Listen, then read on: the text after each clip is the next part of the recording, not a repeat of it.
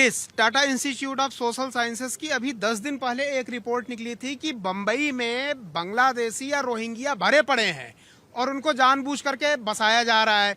हिम्मत नहीं है राज ठाकरे या उद्धव ठाकरे की कि ये बोल दें कि इनको लात मार के केवल बंबई नहीं देश से बाहर निकालेंगे।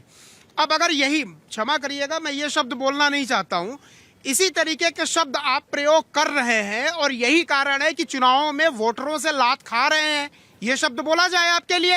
आप एकदम कॉर्नर्ड हो गए हैं, एक सीट नहीं, आपके पार्टी की आइडेंटिटी छिन गई, सारी चीजें छिन गई।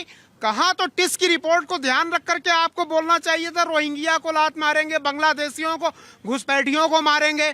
और आप बोल रहे हैं कि जो महाराष्ट्र में वोटर हैं, जो बसे हैं, वो किसी भी, वो हिंदी बेल्ट के, भाई बाला साहब ठाकरे की भी जमीन आप देखेंगे तो बिहार वगैरह से हिंदी भाषी बेल्ट से निकलती है। आप किसी भी भाषाई क्षेत्र को इग्नोर नहीं कर सकते हैं। आप असम को इग्नोर कर देंगे, आप बंगाल को इग्नोर कर देंगे, आप तमिलनाडु के लैंग्वेज के बेसिस पे इग्नोर कर देंगे। भारत को खंड खंड करना चाहते हैं क्या भाषाई बेसिस पे? देश को बांटने का जो एक तरीका होता है वो कल्चर और लैंग्वेज बेसिस पे भी होता है। 250-300 लैंग्वेज है यहाँ पे, तो भारत को 300 टुकड़ों में, छोटे छोटे देशों में बांटना चाहते हैं। इस तरह के गलत तरीके अगर आप कैंपेन प्रयोग करेंगे, यही रीजन है कि 10 साल से महाराष्ट्र की जनता, यूपी की जनता वहां वोट देने नहीं जा रही है, बंगाल की जनता वहां, जो वहां के वोटर हैं, महाराष्ट्र के वोटरों ने अब आपको लात मारा है कि आपको पूजा है, पिछले 10 सालों से आप राजनीति से बाहर हैं।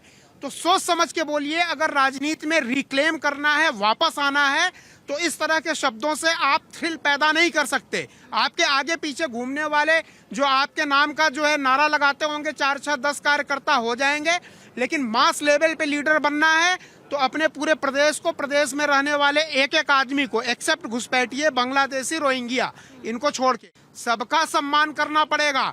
आपको अपने हृदय और दरवाजे, घर के दरवाजे हर जनता को खोल के रखने पड़ेंगे, नहीं तो जैसे सारी सीटें गायब हो गई ना। एक साम्राज्य था कभी इनका पॉलिटिकल, महाराष्ट्र में एक साम्राज्य था इनका पॉलिटिकल, राजनीतिक और कल्चरल। हर गली में जो है इनके, आप देखें, इनकी ब्रांचेस खुली रहती थी, शिवसेना का मित्र मंडल, ये सब करके सारे गायब हो गए। एक सीट नहीं, एक मतलब लोकल इलेक्शन में देखिए तो एक वोट नहीं, एक सीट नहीं दोनों भाइयों की। ये आपकी जो विचारधारा रही है, जब संतों की हत्या हुई तब भी आपने यही बोला। धीरे धीरे देखिए, महाराष्ट्र की जनता बड़ी भावुक जनता है। महाराष्ट्र में रहने वाले, वो देश के किसी भी प्रदेश के हों, वो भारत की अखंडता में विश्वास करते हैं, न कि ठाकरे बंधुओं की बकलोली में विश्वास करते हैं कि वो कुछ भी बोल दें। और महाराष्ट्र की जनता, एक बहुत जबरदस्त लिगेसी रही है मराठा साम्राज्य की। आप देखिए, जहां पे हिंदुत्व की बात होती है, हिंदवी की, आप जब शिवाजी महाराज की बात करते हैं, मराठा साहित्य बताता है कि हिंदवी साम्राज्य की स्थापना महाराष्ट्र के कल्चर से हुई है पहले, और आप उसी को लात मारने की बात करते हैं।